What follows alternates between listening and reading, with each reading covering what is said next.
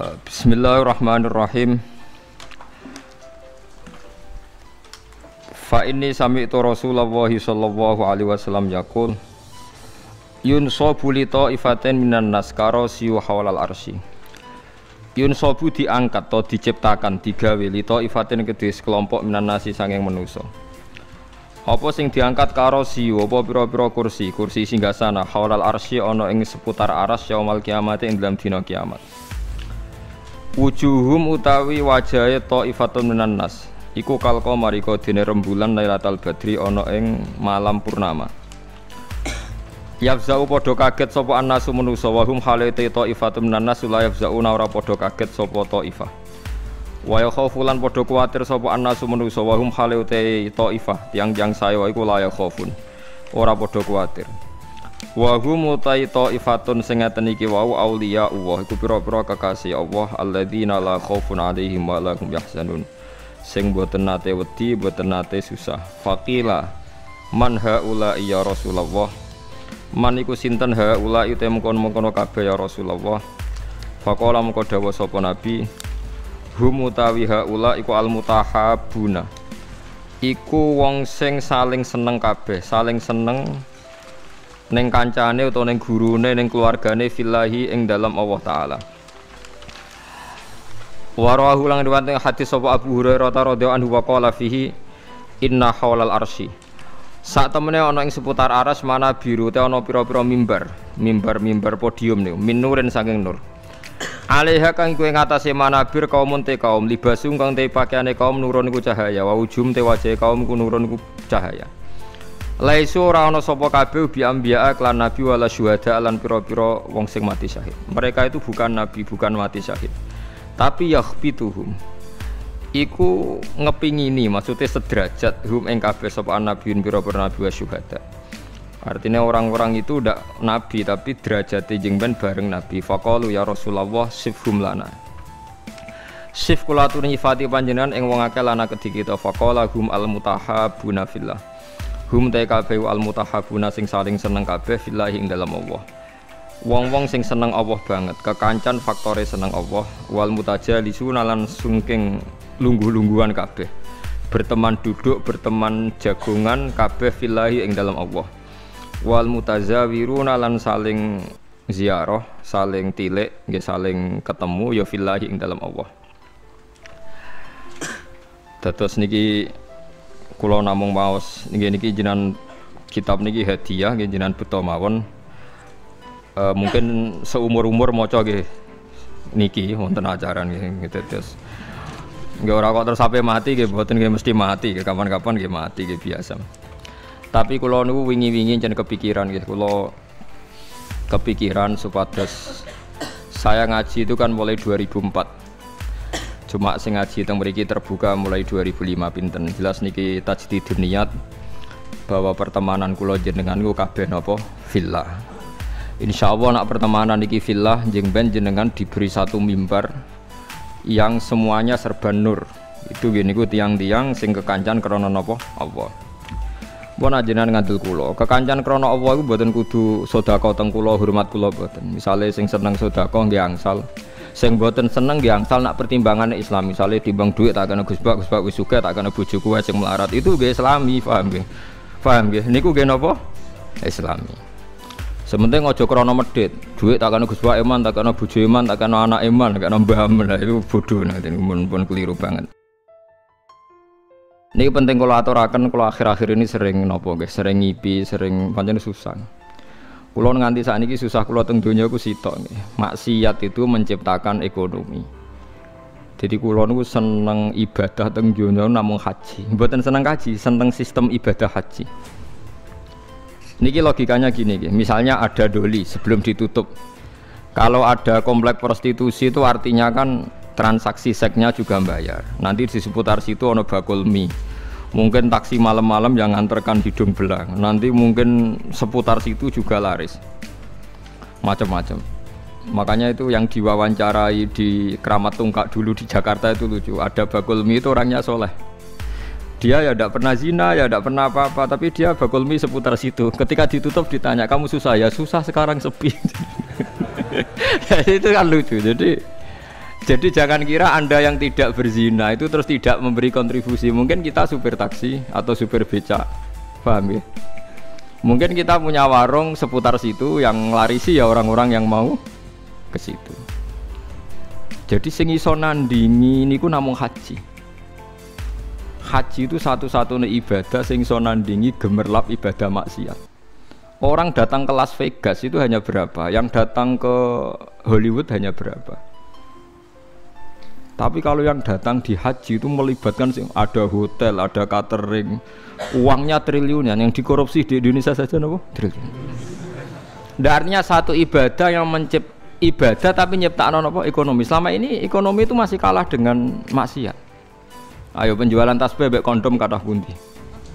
Yang bisa nandingi itu hanya nopo haji. Bahkan saya diceritani teman-teman itu yang hidup, yang sekolah di Italia itu. Vatikan itu paling susah itu mikir haji karena kota suci Roma itu tidak serame nopo Ka'bah. Sama padahal agama Kristen itu lebih banyak. Artinya orang Kristen lebih banyak, lebih mapan. Tapi kok tetap rame Ka'bah guys, soalnya Ka'bah kok rame Ka'bah. Itu udah hanya musim haji. Misa yang suci di Vatikan saja masih rame umroh. Nggak usah ditandingi haji, baru dengan umroh aja ya bisa. Bahkan penerbang-penerbang dari Inggris dari mana-mana itu nggak bisa bayangkan kalau di dunia ini tidak musim haji, karena surplusnya para pebisnis pesawat itu ya pas musim haji. Itu kan banyak tuh yang pesawat dari Prancis, Inggris terus dikelapi Garuda, piloti Prancis berangkat, tapi tetap supirnya saking budi Prancis. Lalu sadaqallahul azim ketika Allah dawuh ja'alallahul ka'batal Baitul Haram qiyamal linnas. Allah mboten dawuh qiyamal lil mukminin tapi qiyamal linnas. Jadi Ka'bah itu akan diciptakan Allah sebagai qiyamal linnas, saka gurune manusa. Karena sekarang sistem perdagangan di dunia itu termasuk faktori hidup itu karena musim haji dan apa umrah. Nah, itu kita harus syukur. Ada ibadah sing ngasilno apa? Duit. Karena banyak maksiat yang sudah menghasilkan apa? Duit. Jadi kula suwun jenengan seneng kula seneng jenengan kabeh menapa fillah. Fillah iku pokoke kabeh perhitungane faktor Allah Subhanahu wa taala. Niki sing terakhir kula tutup ngangge ilmu akidah nggih. Masalah niki mawon. Nomor kalih itu hanya ulama yang tahu kenapa kita mencintai Allah. Dan ini saya tidak bikin-bikin. Saya berkali-kali belajar kitab hadis Bukhari, Muslim, mulai hadis sahih sampai sing dhaif, sampai setengah maudhu, sampai hadis enggak jelas mbah maudhu apa sahih. Tapi kata Imam Ghazali ngendikan begini dan saya percaya karena ini real nyata. Wa a'dhamu, sampai saya hafal karena makalah ini dikutip Abu Hasan Asyadili. Semua ulama mengutip makalah ini. Wa a'dhamu ulumil Quran fi asma'ihi ta'ala. Jadi saka guru ilmune Quran namung setunggal ketika mensifati Allah saja, ada katanya saja. Lainnya itu karena menjelaskan manusia. Misalnya begini, ini contoh gitu, terutama konco-konco sing hafal Quran. Misalnya Allah hanya dawuh datar gitu. Wa huwal ladzi yuhyi wa yumit. Wa huwa ta Allah wa alladzi dzat yuhyi kang maringi urip sapa Allah, wa yumitu lan maringi mati sapa Allah. Wa huwal ladzi yuhyi wa yumit. Itu kalau orang-orang alim yang baca itu nangis. Nangisnya begini. Ketika sudah ada manusia begini, ada Mustafa, ono Ruhin, ono manusia-manusia ngeten. Terus kita akan bilang, manusia iku iso urip nak nganggo jantung, nganggo paru-paru. Manusia iku iso urip nak uteke gak remek, gak dikelindes truk. Nak jantungnya oke, itu benar. Karena sudah kadung jadi begini. Tapi ini ilmu yang ditopang adat karena manusia ya sudah begini maka hidupnya butuh jantung, butuh paru-paru. Tapi itu ilmu kesekian. Hakikate iku ra ilmu, iku hakikate ra ilmu. Yang kita lihat manusia urip iku butuh jantung, butuh paru-paru. Itu udah ilmu. Itu yang kita ketahui. Paham ya? Tapi nak hakikate ilmu ya namung setunggal. Allahu la ilaha illa huwal hayyul qayyum. Ya Allah iku sing dadi ilmu. Artinya ngene, ketika Allah gawe manusa saka pasir, ora ana jantunge, ora ana paru-parune, ora ana unsur kehidupane. Pertama manusia diciptakan dari apa? Tanah kan? Tanah itu tidak ada jantungnya, tidak ada paru-parunya, tidak ada unsur kehidupannya. Tapi Allah bisa, wa huwal ladzi yuhyi. Karena Allah memang bisa menghidupkan. Nah, pentingnya ilmu ini penting nanti setelah kita mati jadi tanah. Kita tidak pernah janggal bagaimana Allah cara menghidupkan, karena kita mensifati Allah bisa menghidupkan zaman kita berupa tanah. Maka Allah akan mudah lagi setelah kita jadi tanah, Allah ya akan mampu menghidupkan lagi.